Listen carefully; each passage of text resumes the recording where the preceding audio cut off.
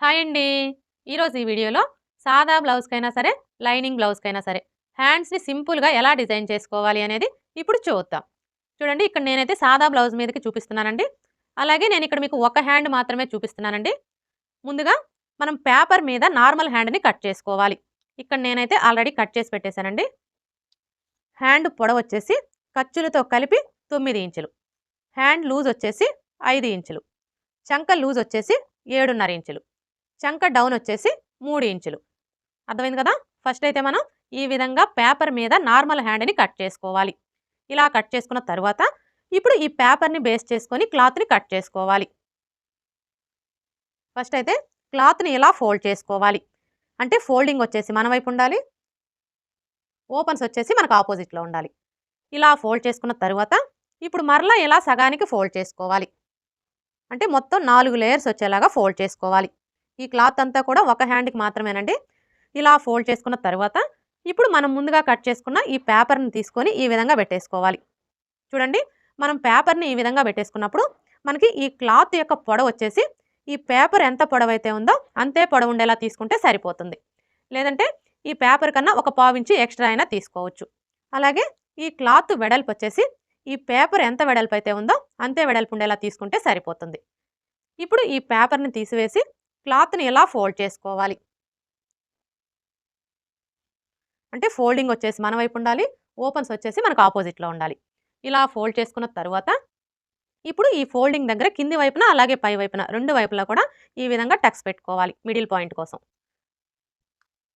ఇలా టక్స్ పెట్టుకున్న తరువాత ఇప్పుడు ఈ ఫోల్డింగ్ దగ్గర నుంచి టేప్‌ని ఈ విధంగా పెట్టేసుకొని 3 ఇంచుల దగ్గరకు ఒక మార్క్ చేసుకోవాలి. ఇలా మార్క్ చేసుకున్న తరువాత ఇప్పుడు మరలా ఈ మార్కింగ్ దగ్గర నుంచి 3 ఇంచులకి మార్క్ చేసుకోవాలి. ఇప్పుడు మరలా ఈ మార్కింగ్ దగ్గర నుంచి 3 ఇంచులకి మార్క్ చేసుకోవాలి. అర్థమైంది కదా? మనకి మార్కింగ్‌కి మధ్యలో గ్యాప్ వచ్చేసి 3 ఇంచులు ఉండేలాగా మార్క్ చేసుకోవాలి. ఇలా మార్క్ చేసుకున్న తరువాత ఇటువైపును కూడా అదే విధంగా మార్క్ చేసుకోవాలి. ఇలా మార్క్ చేసుకున్న తరువాత ఇప్పుడు మనం మార్క్ చేసుకున్న ఈ మార్కింగ్స్ దగ్గర టక్స్ పెట్టుకోవాలి.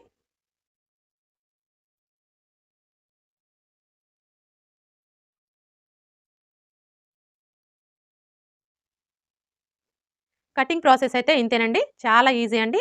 ఇప్పుడైతే మనం ఈ హ్యాండ్‌ని ఎలా స్టిచ్ చేసుకోవాలో చూద్దాం. చూడండి, ఇదొచ్చేసి మనకి సాదా బ్లౌజే కాబట్టి మనం right side, wrong side check చేసుకోనవసరం లేదండి. ఎలా అయినా పెట్టేసుకోవచ్చు. ఇలా పెట్టేసుకున్న తరువాత ఇప్పుడు ఈ క్లాత్‌ని ఇలా ఓపెన్ చేసుకోవాలి.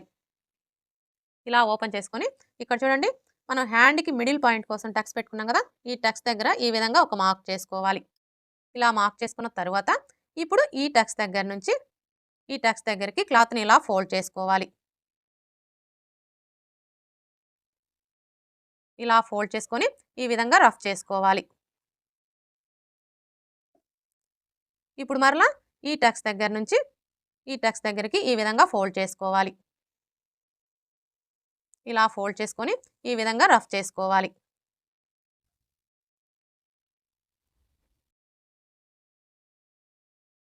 ఇలా రఫ్ చేసుకున్న తరువాత ఇక్కడ ఒక స్టిచ్ వేసుకోవాలి.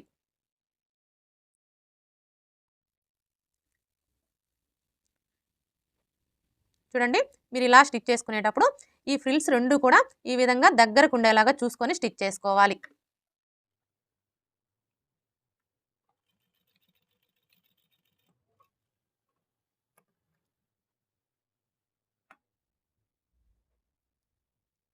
ఇలా స్టిచ్ చేసుకున్న తరువాత మనం హ్యాండ్ పొడవు ఎంత తీసుకున్నాము? 9 ఇంచులు కదా! ఇప్పుడు ఇక్కడి నుంచి టేప్‌ని ఈ విధంగా పెట్టేసుకొని 9 ఇంచుల దగ్గరికి మార్క్ చేసుకోవాలి. ఇలా మార్క్ చేసుకున్న తరువాత ఇప్పుడు 3 ఇంచుల దగ్గరకు ఒక మార్క్ చేసుకోవాలి. ఇలా మార్క్ చేసుకొని ఇప్పుడు ఈ మార్కింగ్ దగ్గర చిన్నగా రఫ్ చేసుకోవాలి. చూడండి, మీరు ఇక్కడ స్టిచ్ చేసుకునేటప్పుడు మనకి ఇక్కడ ఈ ఫ్రిల్స్ అనేవి ఇలా ఓపెన్‌గా లేకుండా ఈ విధంగా దగ్గరకు ఉండేలాగా చూసుకొని స్టిచ్ చేసుకోవాలి.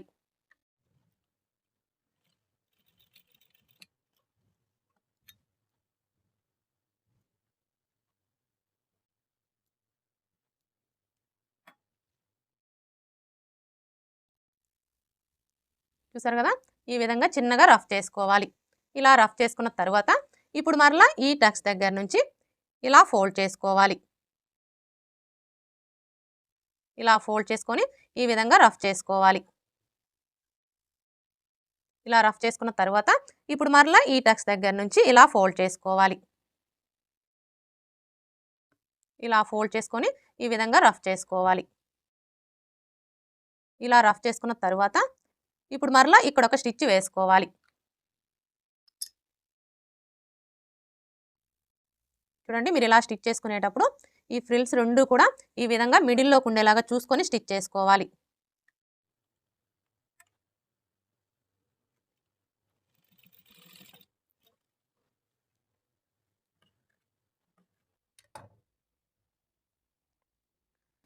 ఇలా స్టిచ్ చేసుకున్న తర్వాత ఇప్పుడు మరలా ఇక్కడ నుంచి టేప్ని ఈ విధంగా పెట్టేసుకొని మనం హ్యాండ్ పొడవు వచ్చేసి 9 ఇంచులు తీసుకున్నాం కదా, ఈ 9 ఇంచులకి మార్క్ చేసుకొని చూడండి, ఫస్ట్ ఫ్రిల్ కోసం 3 ఇంచుల దగ్గరికి మార్క్ చేసుకున్నాం కదా, ఇప్పుడు సెకండ్ ఫ్రిల్ కోసం 6 ఇంచుల దగ్గరకు ఒక మార్క్ చేసుకోవాలి.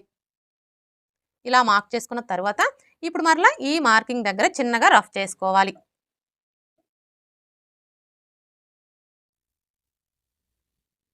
చూడండి, మీరు ఇక్కడ స్టిచ్ చేసుకునేటప్పుడు ఈ ఫ్రిల్స్ రెండు కూడా ఇలా దగ్గరకు ఉండేలా చూసుకొని స్టిచ్ చేసుకోవాలి.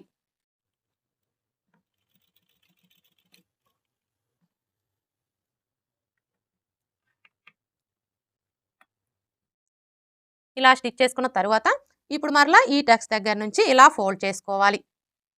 ఇలా ఫోల్డ్ చేసుకొని ఈ విధంగా రఫ్ చేసుకోవాలి.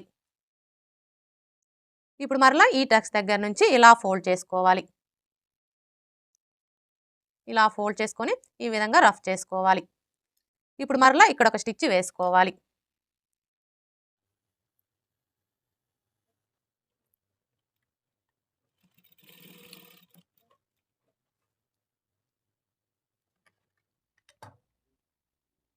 చూసారా, ఇక్కడ మీరు గమనించినట్లయితే మనం హ్యాండ్ని కట్ చేసుకునేటప్పుడు 3 ఇంచులకి 3 ఇంచులకి టక్స్ పెట్టుకున్నాం కదా, ఈ టక్స్ అన్నీ కూడా ఇలా మిడిల్లోకి వచ్చేలాగా చూసుకోవాలన్నమాట. ఈ విధంగా స్టిచ్ చేసుకున్న తర్వాత ఇప్పుడు ఈ హ్యాండ్ని ఇలా పెట్టేసుకోవాలి. ఇలా పెట్టేసుకొని ఇలా ఓపెన్ చేసుకోవాలి. ఇలా ఓపెన్ చేసుకొని ఇక్కడ చూసారా, మనం హ్యాండ్కి మిడిల్లో మార్క్ చేసుకున్నాం కదా, ఇది వచ్చేసి మనకి మిడిల్ పాయింట్ అనమాట. ఇప్పుడు ఇక్కడ చూడండి, ఈ టక్స్ దగ్గర నుంచి ఫస్ట్ ఫ్రిల్ని ఇలా ఫోల్డ్ చేసుకోవాలి. ఇలా ఫోల్డ్ చేసుకొని ఇక్కడ ఒక పిన్ పెట్టుకోవాలి. ఇప్పుడు మరలా ఈ టక్స్ దగ్గరికి ఈ విధంగా పట్టుకొని ఇలా ఫోల్డ్ చేసుకోవాలి సెకండ్ ఫ్రిల్ కోసం.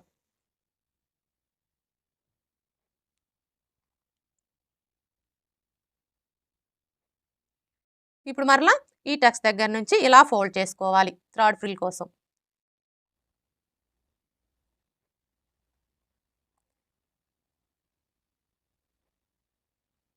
ఇలా ఫోల్డ్ చేసుకున్న తర్వాత ఇప్పుడు ఇక్కడ నుంచి స్టార్ట్ చేసుకొని స్టిచ్ చేసుకోవాలి.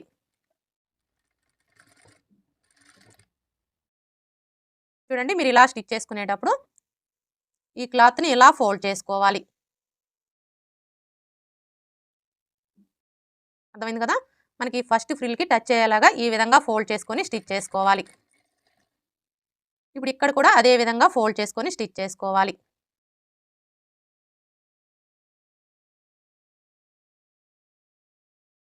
ఇలా స్టిచ్ చేసుకున్న తర్వాత ఈ పిన్స్ తీసివేసి ఈ ఫ్రిల్స్ని ఈ విధంగా ఒకసారి రఫ్ చేసుకోవాలి.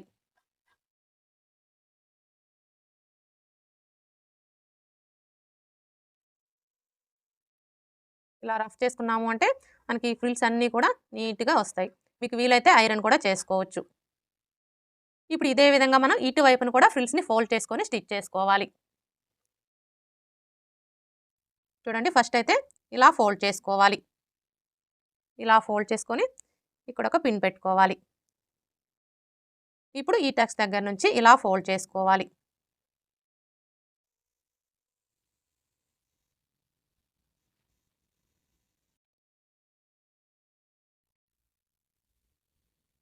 ఇప్పుడు మరలా ఈ టక్స్ దగ్గర నుంచి ఇలా ఫోల్డ్ చేసుకోవాలి.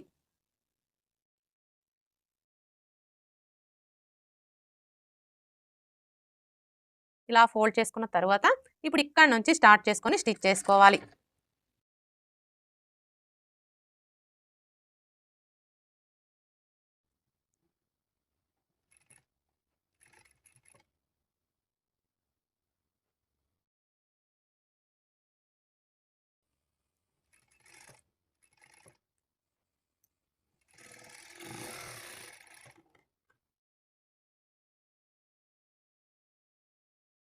ఇప్పుడు ఇటువైపును కూడా మనం ఫ్రిల్స్‌ని ఇలా ఒకసారి రఫ్ చేసుకోవాలి.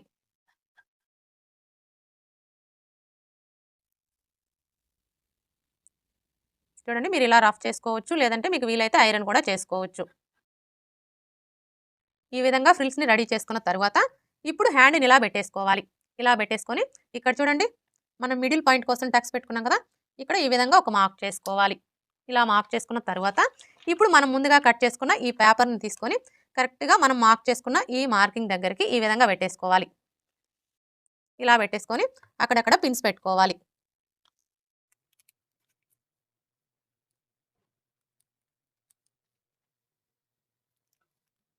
ఇలా పిన్స్ పెట్టుకున్నాము అంటే మనకి స్టిచ్చింగ్ చేసుకోవడానికి ఈజీగా ఉంటుంది.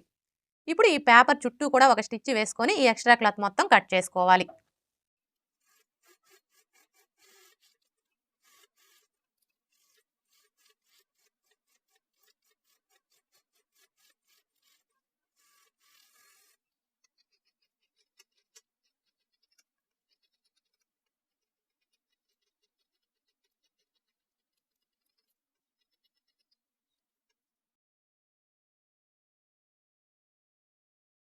ఇలా కట్ చేసుకున్న తరువాత ఇప్పుడు ఈ పేపర్‌ని తీసివేయాలి.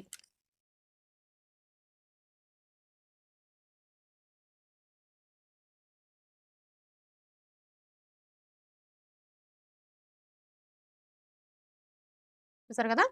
ఈ విధంగా రెడీ చేసుకున్న తరువాత ఇప్పుడు మనం కింది వైపున పట్టీని స్టిచ్ చేసుకోవాలి. చూడండి ఈ పట్టీని స్టిచ్ చేసుకునేటప్పుడు హ్యాండ్‌ని ఇలా పెట్టేసుకోవాలి. అంటే రైట్ సైడ్ వచ్చేసి పై వైపునకు ఉండేలాగా పెట్టేసుకోవాలి. చూడండి ఈ పట్టీని స్టిచ్ చేసుకోవడం కోసం ఈ విధంగా 2.5 ఇంచుల వెడల్పుతోటి స్ట్రైట్‌గా ఉండే పీస్‌ని తీసుకోవాలి. ఇప్పుడు మనం తీసుకున్న ఈ క్లాత్‌ని ఈ విధంగా పెట్టేసుకోవాలి. ఇలా పెట్టేసుకున్న తరువాత ఇప్పుడు ఈ క్లాత్ మీద హ్యాండ్‌ని ఈ విధంగా పెట్టేసుకొని 1/2 ఇంచ్ మార్జిన్‌తో స్టిచ్ చేసుకోవాలి. అంటే మనం ఖర్చు కోసం ఎంత మార్జిన్ అయితే వదులుతామో అంతే మార్జిన్‌తో స్టిచ్ చేసుకోవాలి.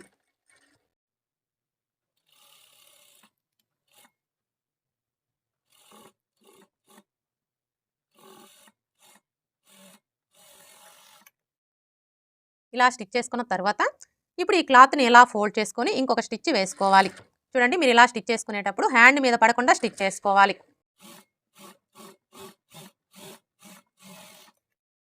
ఇలా స్టిచ్ చేసుకున్న తరువాత ఇప్పుడు మరలా ఈ ఖర్చు కనిపించకుండా ఈ క్లాత్‌ని ఇలా డబుల్ ఫోల్డ్ చేసుకోవాలి. ఇలా ఫోల్డ్ చేసుకొని ఇక్కడి నుంచి స్టార్ట్ చేసుకొని ఈ చివరన ఒక స్టిచ్ వేసుకోవాలి.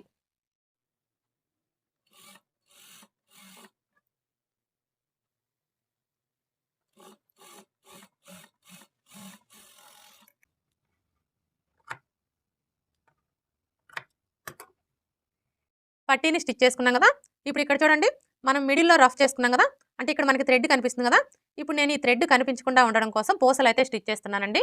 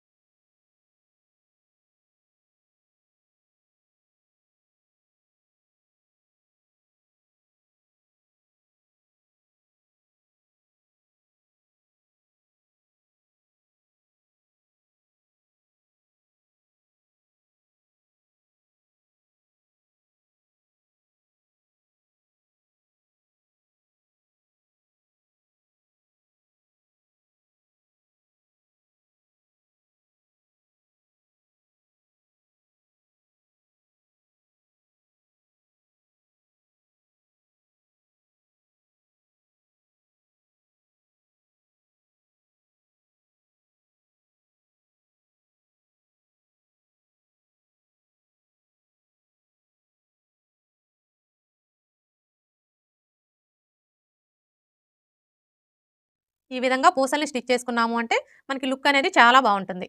ఓకే ఫ్రెండ్స్, చూసారు కదా! సాదా బ్లౌజ్‌కైనా సరే, లైనింగ్ బ్లౌజ్‌కైనా సరే హ్యాండ్స్‌ని సింపుల్‌గా ఎలా డిజైన్ చేసుకోవాలి అనేది ఈ వీడియో గనుక మీకు నచ్చినట్లయితే లైక్ చేయండి, షేర్ చేయండి, అలాగే సబ్స్క్రైబ్ చేసుకోండి. Thanks for watching.